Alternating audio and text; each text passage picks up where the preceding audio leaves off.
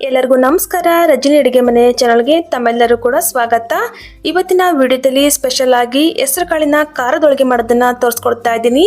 ಈ ರೆಸಿಪಿನ ಯಾವತ್ತೂ ಕೂಡ ಮಾಡಿಲ್ಲ ಅಂದರೆ ಈ ವಿಡಿಯೋ ನೋಡಿದ ಮೇಲೆ ಖಂಡಿತ ಮಾಡ್ತೀರಾ, ಯಾಕಂದರೆ ಅಷ್ಟು ರುಚಿಯಾಗಿರುತ್ತೆ ಮತ್ತು ಆರೋಗ್ಯಕ್ಕೂ ಕೂಡ ತುಂಬ ಒಳ್ಳೆಯದು. ಹೈ ಪ್ರೋಟೀನ್ ಇರುವಂಥ ರೆಸಿಪಿ ಅಂತಲೇ ಹೇಳ್ಬೋದು.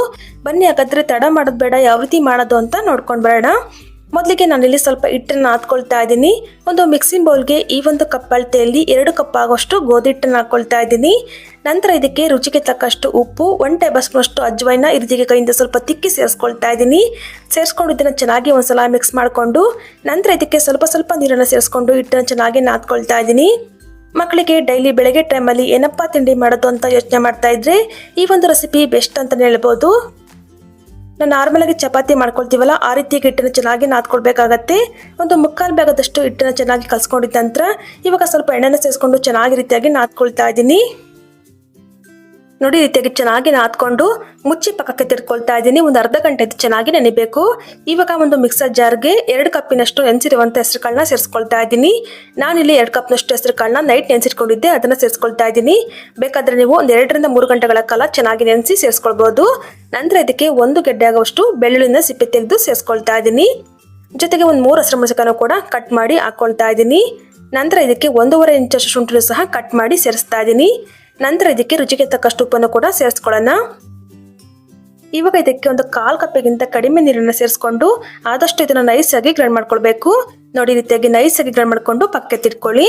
ನೆಕ್ಸ್ಟ್ ಇವಾಗ ಗ್ಯಾಸ್ ಆನ್ ಮಾಡಿ ಒಂದು ಪ್ಯಾನ್ಗೆ 2 ಟೇಬಲ್ ಸ್ಪೂನ್ ಅಷ್ಟು ಎಣ್ಣೆನ ಸೇರಿಸ್ಕೊಳ್ತಾ ಇದ್ದೀನಿ. ಎಣ್ಣೆ ಸ್ವಲ್ಪ ಬಿಸಿಯಾಗಿದ್ದ ನಂತರ 1 ಟೇಬಲ್ ಸ್ಪೂನ್ ಅಷ್ಟು ಜೀರಿಗೆ, 1/4 ಟೇಬಲ್ ಸ್ಪೂನ್ ಅಷ್ಟು ಅರಿಶಿನ ಪುಡಿನ ಸೇರಿಸ್ಕೊಳ್ತಾ ಇದ್ದೀನಿ. ಸೇರಿಸ್ಕೊಂಡು ಇದನ್ನ ಚೆನ್ನಾಗಿ ಮಿಕ್ಸ್ ಮಾಡ್ಕೊಳ್ಳೋಣ. ಉರಿನ ಕಡಿಮೆ ಇಟ್ಕೊಂಡು ರೀತಿಯಾಗಿ ಚೆನ್ನಾಗಿ ಮಿಕ್ಸ್ ಮಾಡ್ಕೊಳ್ಬೇಕು. ಚೆನ್ನಾಗಿ ರೀತಿಯಾಗಿ ಮಿಕ್ಸ್ ಮಾಡ್ಕೊಂಡಿದ ನಂತರ ಮಿಕ್ಸಿಯಲ್ಲಿ ಗ್ರೈಂಡ್ ಮಾಡಿ ಇಟ್ಕೊಂಡಿದ್ವಲ್ಲ ಹೆಸರು ಕಾಳು ಪೇಸ್ಟ ಸೇರಿಸ್ಕೊಳ್ತಾ ಇದ್ದೀನಿ. ಸೇರಿಸ್ಕೊಂಡು ಇದನ್ನು ಕೂಡ ಚೆನ್ನಾಗಿ ಮಿಕ್ಸ್ ಮಾಡ್ಕೊಳ್ಳೋಣ. ನಮ್ಮ ಚಾನಲಲ್ಲಿ ಇದೇ ಥರ ಸಿಂಪಲ್ ಆಗಿ ಡಿಫ್ರೆಂಟ್ ಆಗಿರ್ತಕ್ಕಂಥ ರೆಸಿಪಿಗಳನ್ನ ತೋರಿಸ್ತಾ ಇರ್ತೀನಿ.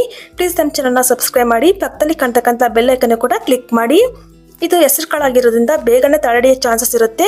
ಹಾಗಾಗಿ ಉರಿನ ಕಡಿಮೆ ಇಟ್ಕೊಂಡು 1 ರಿಂದ 2 ನಿಮಿಷ ರೀತಿಯಾಗಿ ಚೆನ್ನಾಗಿ ಮಿಕ್ಸ್ ಮಾಡ್ಕೊಂಡ್ರೆ ಸಾಕು. ಇವಾಗ ಸ್ಟವ್ನ ಆಫ್ ಮಾಡಿಕೊಂಡು ಕೆಳಗಡೆ ಇಳಿಸ್ಕೊಂಡಿದ್ದೀನಿ. ನಂತರ ಇದಕ್ಕೆ ಒಂದು ಅರ್ಧ ಟೇಬಲ್ ಸ್ಪೂನ್ ಅಷ್ಟು ಗರಂ ಮಸಾಲ, ಅರ್ಧ ಟೇಬಲ್ ಸ್ಪೂನ್ ಅಷ್ಟು ಜೀರಾ ಪೌಡರ್, ಅರ್ಧ ಟೇಬಲ್ ಸ್ಪೂನ್ ಅಷ್ಟು ಚಾಟ್ ಮಸಾಲ ಸೇರಿಸ್ಕೊಳ್ತಾ ಇದ್ದೀನಿ. ಹಾಗೆ ಇದಕ್ಕೆ ಒಂದು ಅರ್ಧ ಟೇಬಲ್ ಸ್ಪೂನ್ ಅಷ್ಟು ಅಚ್ಕಾರದ ಪುಡಿನ ಕೂಡ ಸೇರಿಸ್ಕೊಂಡು ಚೆನ್ನಾಗಿ ರೀತಿಯಾಗಿ ಮಿಕ್ಸ್ ಮಾಡ್ಕೊಳ್ತಾ ಇದ್ದೀನಿ. ಬೇಕಾದರೆ ನೀವು ಇದಕ್ಕೆ ಆಮ್ಚೂರ್ ಪೌಡರ್ ಕೂಡ ಸೇರಿಸ್ಕೊಳ್ಬೋದು. ನೋಡಿ, ರೀತಿಯಾಗಿ ಚೆನ್ನಾಗಿ ಮಿಕ್ಸ್ ಮಾಡ್ಕೊಂಡಿದ್ದ ನಂತರ ಇವಾಗ ಕೊನೆಯಲ್ಲಿ ಇದಕ್ಕೆ ಸಣ್ಣ ಕಟ್ ಮಾಡ್ಕೊಂಡಿರುವಂಥ ಕೊತ್ತಂಬರಿ ಸೊಪ್ಪನ್ನು ಕೂಡ ಸೇರಿಸ್ಕೊಳ್ತಾ ಇದ್ದೀನಿ. ಸೇರಿಸ್ಕೊಂಡು ಇದನ್ನು ಚೆನ್ನಾಗಿ ಮಿಕ್ಸ್ ಮಾಡ್ಕೊಳ್ಳೋಣ. ನಿಮ್ಮ ಹತ್ರ ಕಸೂರಿ ಮೆಥಿ ಇತ್ತು ಅಂದರೆ ಕಸೂರಿ ಮೆಥಿನೂ ಕೂಡ ಸೇರಿಸ್ಕೊಳ್ಬೋದು. ನೋಡಿ, ರೀತಿಯಾಗಿ ಚೆನ್ನಾಗಿ ಮಿಕ್ಸ್ ಮಾಡಿಕೊಂಡು ಪಕ್ಕಕ್ಕೆ ತಿರ್ಕೊಳ್ತಾ ಇದ್ದೀನಿ. ಇವಾಗ ಆವಾಗಲೇ ನಾವು ಕಲಸಿಟ್ಕೊಂಡಿದ್ವಲ್ಲ ಗೋಧಿ ಹಿಟ್ಟು, ಒಂದು ಅರ್ಧ ಗಂಟೆ ಬಿಟ್ಟಿದ್ದೆ. ನೋಡ್ತಾ ಇರ್ಬೋದು ಚೆನ್ನಾಗಿ ಸಾಫ್ಟಾಗಿ ನೆಂದಿದೆ. ಇವಾಗ ಈ ರೀತಿಯಾಗಿ ಒಂದ್ಸಲ ಚೆನ್ನಾಗಿ ನಾದ್ಕೊಂಡು ಚಿಕ್ಕ ಉಂಡೆಗೆ ಮಾಡ್ಕೊಳ್ತಾ ಇದ್ದೀನಿ. ನಾನು ನಾರ್ಮಲಾಗಿ ಚಪಾತಿ ಮಾಡ್ಕೊಳ್ತೀವಲ್ಲ ಆ ಸಜ್ಜ ರೀತಿಯಾಗಿ ಉಂಡೆ ಮಾಡ್ಕೊಳ್ಳಿ. ಎಲ್ಲವನ್ನು ಕೂಡ ಈ ರೀತಿಯಾಗಿ ರೆಡಿ ಮಾಡಿಟ್ಕೊಳ್ಳಿ, ಲಟ್ಸ್ಕೊಳ್ಳೋದಕ್ಕೆ ಈಸಿ ಆಗುತ್ತೆ. ಇವಾಗ ಇದರಿಂದ ಒಂದು ಉಂಡೆನ ತಗೊಂಡು ಮಿಕ್ಕಿರುವಂಥ ಹಿಟ್ಟನ್ನು ಮುಚ್ಚಿ ಪಕ್ಕಕ್ಕೆ ತಿರ್ಕೊಳ್ಳಿ, ಡ್ರೈ ಆಗಬಾರ್ದು ಅಂತ. ಇವಾಗ ನೋಡಿ, ಈ ರೀತಿಯಾಗಿ ಸ್ವಲ್ಪ ಎಡ್ಜಸ್ಟ್ನ ಕೈಯಿಂದ ರೀತಿಯಾಗಿ ಪ್ರೆಸ್ ಮಾಡ್ಕೊಳ್ಳಿ.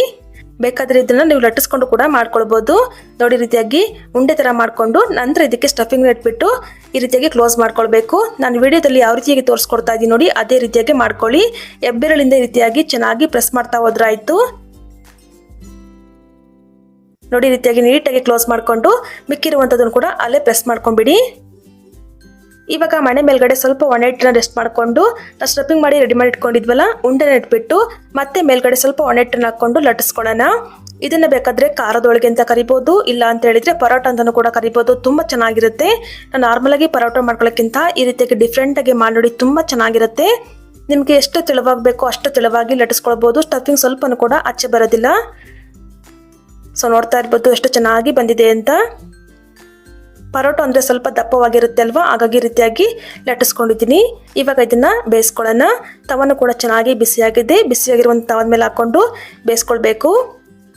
ಸ್ವಲ್ಪ ಅದು ಬಿಸಿಯಾಗಿದ್ದ ನಂತರ ಉಲ್ಟಾ ಮಾಡಿ ಹಾಕ್ತಾ ಇದ್ದೀನಿ. ಮೇಲ್ಗಡೆ ಇದಕ್ಕೆ ಸ್ವಲ್ಪ ಎಣ್ಣೆನ ಹಚ್ಕೊಳ್ತಾ ಇದ್ದೀನಿ. ಎಣ್ಣೆ, ಬೆಣ್ಣೆ, ತುಪ್ಪ ಯಾವುದನ್ನಾದ್ರೂ ಕೂಡ ನೀವು ಹಚ್ಕೊಳ್ಬೋದು. ಎಣ್ಣೆನ ಸವರ್ಕೊಂಡಿದ್ದ ನಂತರ ಉಲ್ಟಾ ಮಾಡಿ ಮತ್ತೆ ಎಣ್ಣೆನ ಸವರ್ಕೊಂಡು ಬೇಯಿಸ್ಕೊಂಡ್ರೆ ಆಯಿತು.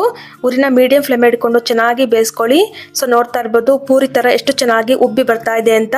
ನಿಮಗೆ ನೋಡ್ತಾ ಇರುವಾಗಲೇ ಗೊತ್ತಾಗ್ತಿದೆ ಎಷ್ಟು ಸಾಫ್ಟಾಗಿ ಬಂದಿದೆ ಅಂತ. ನೋಡಿ ಇವಾಗ ರೆಡಿಯಾಗಿದೆ, ತೆಗಿತಾ ಇದ್ದೀನಿ. ತುಂಬ ಈಸಿಯಾಗಿ ಯಾರು ಬೇಕಾದರೂ ಕೂಡ ಮಾಡ್ಕೊಳ್ಬೋದು. ಇದನ್ನು ನೀವು ಮೊಸರು ಅಥವಾ ಚಟ್ನಿ ಯಾವುದ್ರ ಜೊತೆ ಬೇಕಾದರೂ ನೀವು ಸರ್ವ್ ಮಾಡ್ಕೊಳ್ಳಿ. ತುಂಬ ಚೆನ್ನಾಗಿರುತ್ತೆ, ತುಂಬ ಸಾಫ್ಟ್ ಆಗಿ ಅಂತೂ ತುಂಬ ಸೂಪರ್ ಆಗಿರುತ್ತೆ. ಖಂಡಿತ ರೆಸಿಪಿನ ಒಂದ್ಸಲ ಟ್ರೈ ಮಾಡಿ ನೋಡಿ. ಟ್ರೈ ಮಾಡಿದ ನಂತರ ಯಾವ ರೀತಿ ಬಂತಂತನೂ ಕೂಡ ಕಮೆಂಟ್ ಮೂಲಕ ತಿಳಿಸ್ಬೋದು. ಸೊ ನೋಡಿದ್ರಲ್ಲ ಫ್ರೆಂಡ್ಸ್, ಇವತ್ತಿನ ಆರೋಗ್ಯಕರವಾಗಿರುವಂಥ ಹೆಸರು ಕಾಳಿನ ಪರೋಟ ಅಥವಾ ಖಾರದೊಳಗಿನ ಯಾವ ರೀತಿ ಮಾಡೋದು ಅಂತ. ಇವತ್ತಿನ ವಿಡಿಯೋ ನಿಮಗೆ ಸ್ವಲ್ಪನಾದರೂ ಇಷ್ಟ ಆಗಿದ್ರೆ ವಿಡಿಯೋಗೊಂದು ಲೈಕ್ ಮಾಡಿ, ಹಾಗೆ ಫ್ರೆಂಡ್ಸ್ ಫ್ಯಾಮಿಲಿ ಕೂಡ ಶೇರ್ ಮಾಡಿ. ಮತ್ತಷ್ಟು ಇದೇ ಥರ ಸಿಂಪಲ್ ಆ್ಯಂಡ್ ಕ್ವಿಕ್ ರೆಸಿಪಿಗಾಗಿ ದಯವಿಟ್ಟು ರಜನಿ ಅಡುಗೆ ಮನೆ ಚಾನಲ್ನ ಸಬ್ಸ್ಕ್ರೈಬ್ ಮಾಡಿಕೊಂಡು ಸಪೋರ್ಟ್ ಮಾಡಿ. Thank you for watching.